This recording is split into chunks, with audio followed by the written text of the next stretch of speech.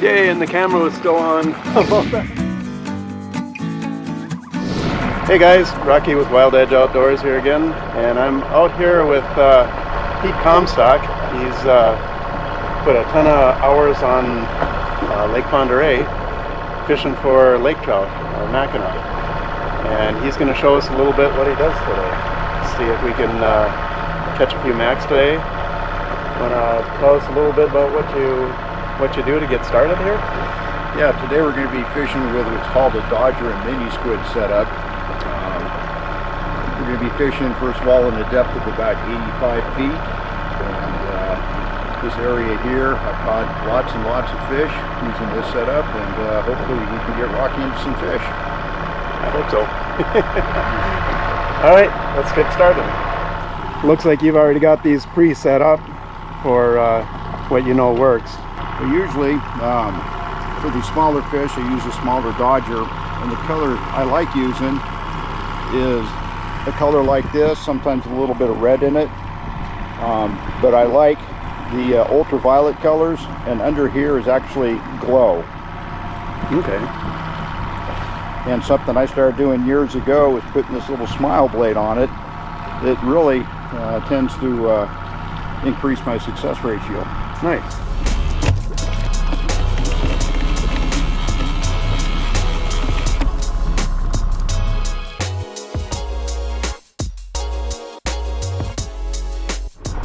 Reactor 40 navigation system, and I have predetermined courses.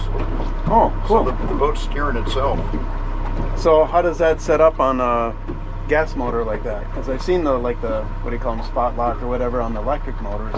Right. They it's totally different. It's made by Garmin. Okay. And it's totally wireless. I can control everything.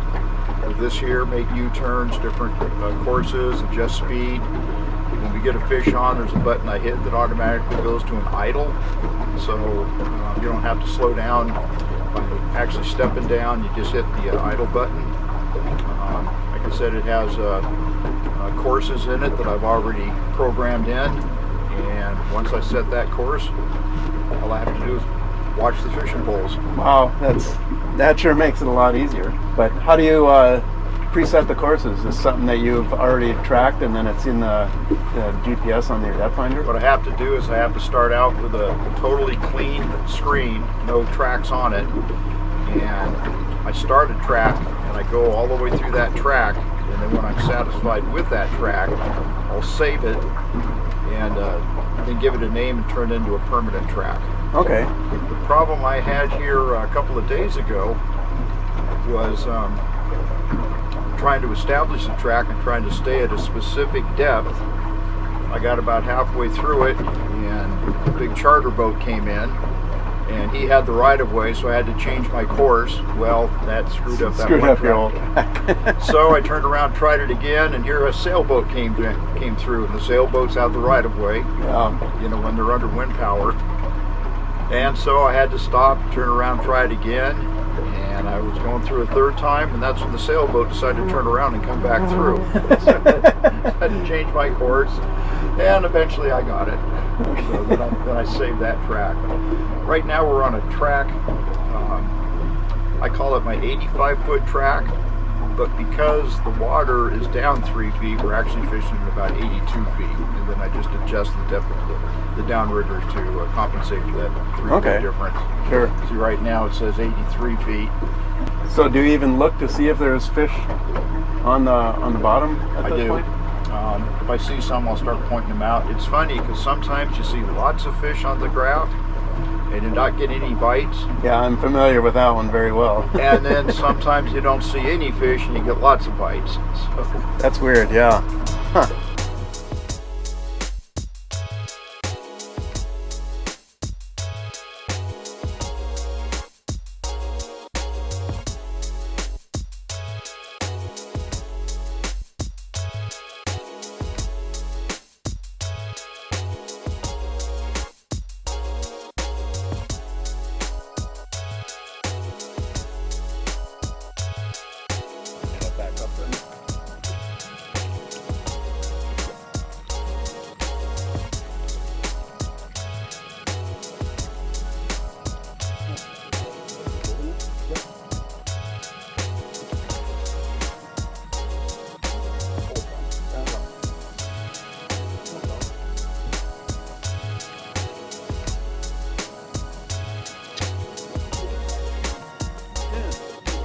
trout going back in the water.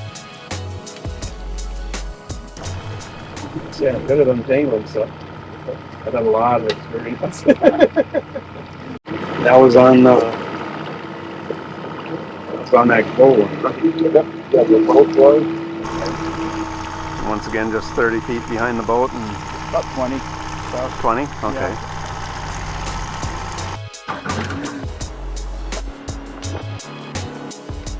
So out here on the shelf, you're using a different method instead of the Dodger and Poochie. You're going to use these little diggers. Yeah, either use flat fish or mag lips. This here is a mag lip, and I fish it a very unique way. You can see the action of that.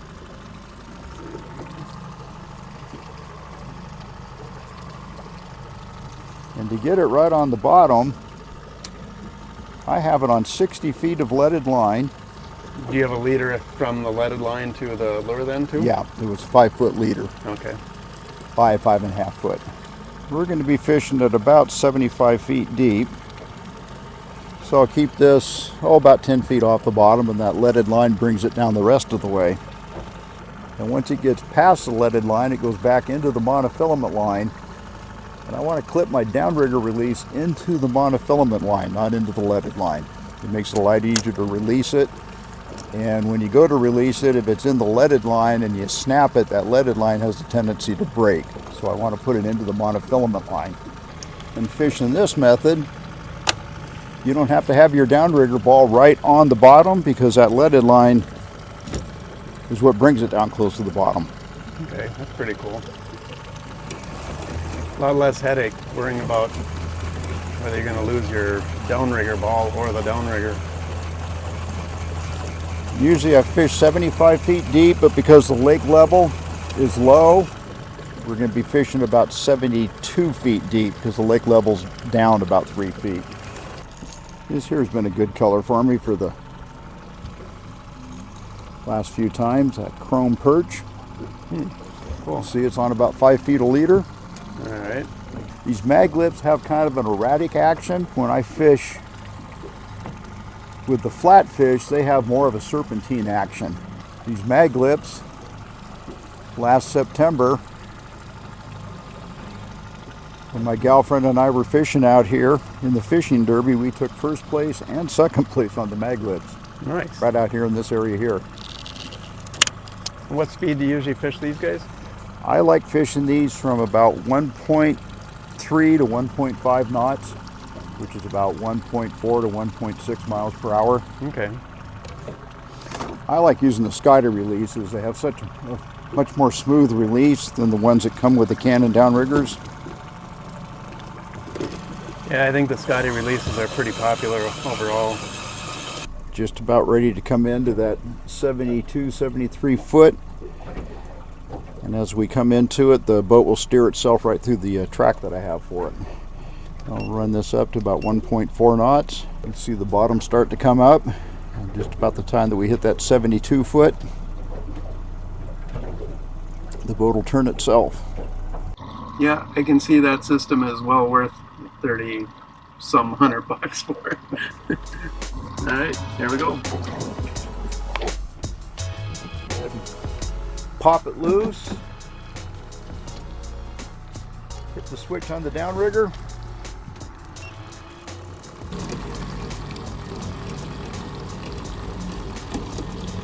Yeah, it feels like something's on there. These aren't real big fighters, but when they do start to fight, you just let them kind of... Yeah, it just feels a little heavy. Yeah, let me check your... Oh yeah, your drag's good.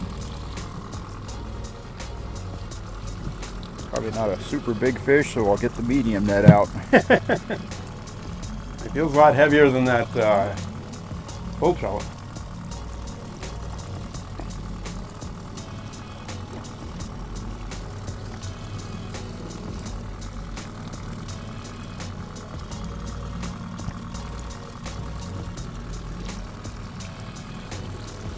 Sorry, I just jumped up. I grabbed it. Do you want to reel them in? Oh, this is your fish. Okay. We're out here for you. it's kind of an automatic thing for me. Whenever a rod goes off, I grab it just to make sure that, and then I usually try to hand it off to somebody. Well, you're 60 feet out now, 'cause Yeah. you're almost at your leaded line.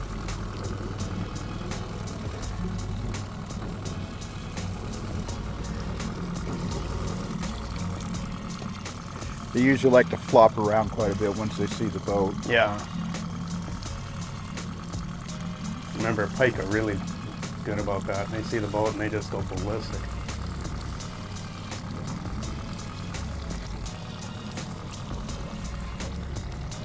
Yeah, he saw the boat.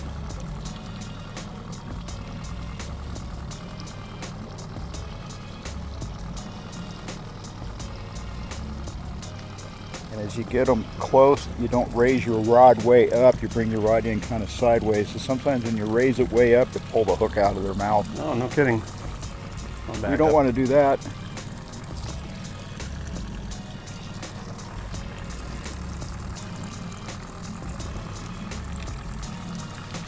See him yet? You see your leader. We'll try to net him on this side, but if he's going to go there, we'll net him on that side.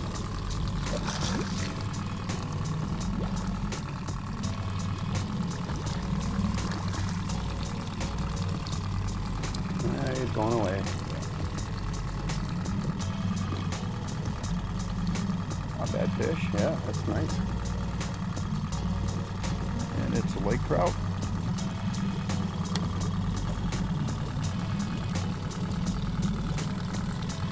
Run in that downrigger cable. Catch up to your leader. Here we go. Oh, that's a nice one. What have you? Pull me a little slack. All right. And there's your lake trout. Not a bad one. 5-6 pounds, 7 maybe. Yeah, that's a very nice fish. Oh, what came out? Yep, just that's how we want it. You said you're good at untangling, I'll let you do that. Oh yeah. Lots and lots of experience untangling. All right, we're clear there. Good, thank you.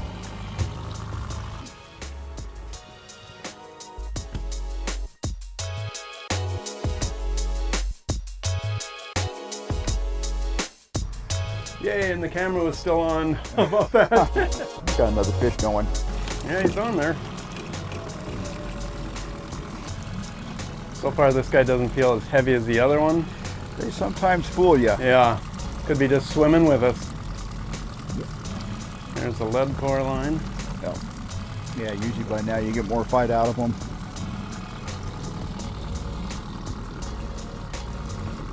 Oh, there we go. There you go, yeah. God, not only are those guys ugly, they got cameras on me. Oh, he's fighting more than the other one did. He's really taking line. Oh, good. Hopefully that's not an indication that it's a bull trout. Oh. They tend to fight harder. Oh, really?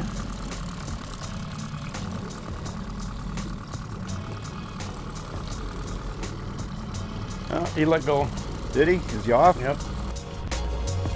And you got a fish on the other rod.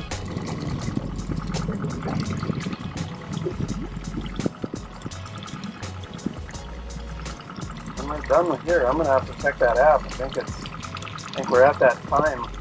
It's supposed to be peak time of fishing.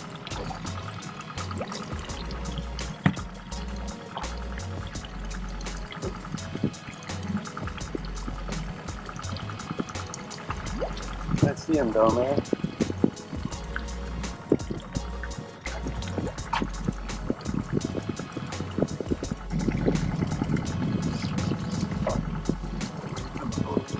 No, it's a bull trout. Yep, it is.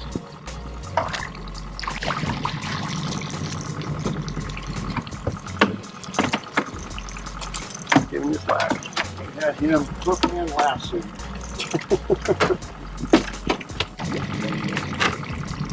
Here, needle nose right here. You can see where he's been caught before. Yep. But no, that was he had the line wrapped around him. We brought him in. You can see him take off. He's good. No, I'll do my untangling a bit Okay. here.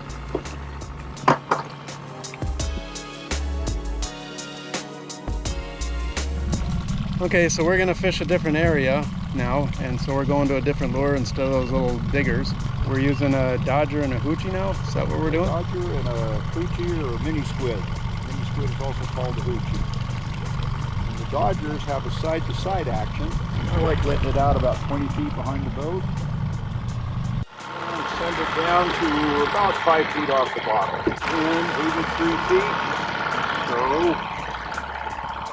that'd be about 78, 77 feet. Alright, so those last ones we had that leaded core that was bringing it down the rest of the way and being about, what was it, 10 feet above the water, above the bottom. And these ones we just run pretty close to the bottom. I like trolling these about 1.3 to 1.5 or 6 knots. Seems to be the ideal speed.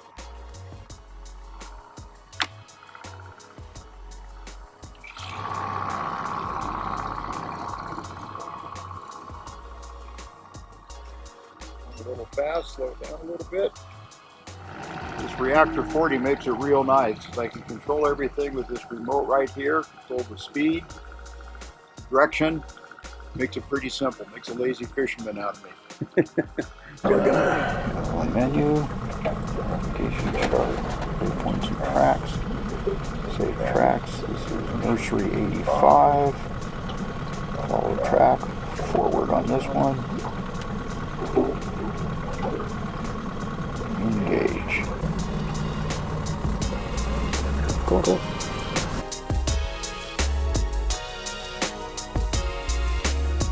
don't know if it's there anymore.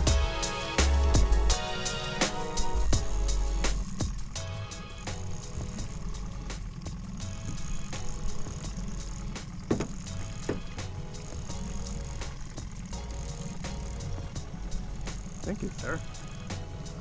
Yeah, he's there. There's something there. Oh. See, I forgot. It's been a while since we had a fish on.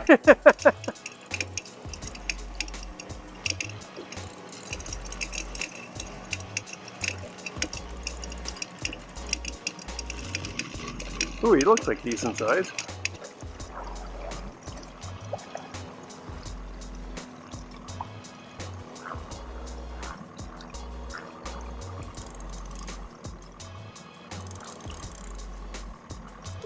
Looks more like a laker to me. Maybe it's just because I want him to be.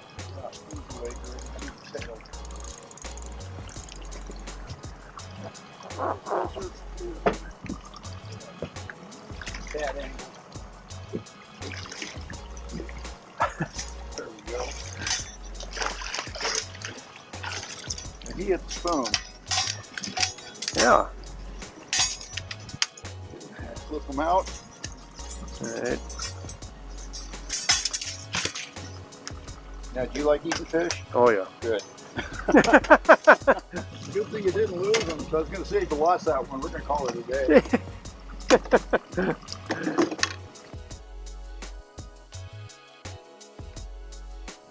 He's a little bit smaller than the other. Yeah, that's alright.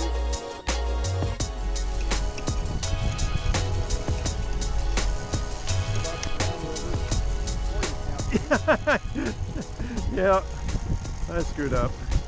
But he's on there. Is he? Oh, the downrigger ball? Nope. There he is.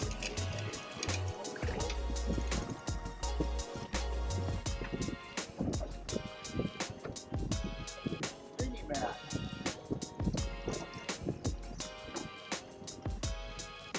How big that fish is? That fish is $15 big. Wow. That's what we call this area the nursery. Yeah, he is little, but I'll keep him. That's still that's a meal right there. I don't think we need a picture of this guy though. Depends on how long your arms are. Alright, we're gonna call her quits for the day. We've had a great day out here on Lake Pend Oreille. I just want to thank you, Pete, for bringing me out here, showing me all kinds of stuff. Hopefully we can come out and do it again, and you can spread more of your knowledge. Absolutely, Rocky. It was an absolute pleasure having you on the boat. We caught some fish, released a couple of bull trout, covered a lot of area. Fishing could have been a little bit better, but that's what they call it, fishing. Well, anyway, we got some fish in the cooler and heading back to the dock and gonna start making fillets. all right. Well, I certainly had a good time, and I thought it was a good day for me, anyways. Glad you enjoyed it. All right. Great having you aboard. All right. Well, thanks a lot. Absolutely. We'll do it again. Do it again next time.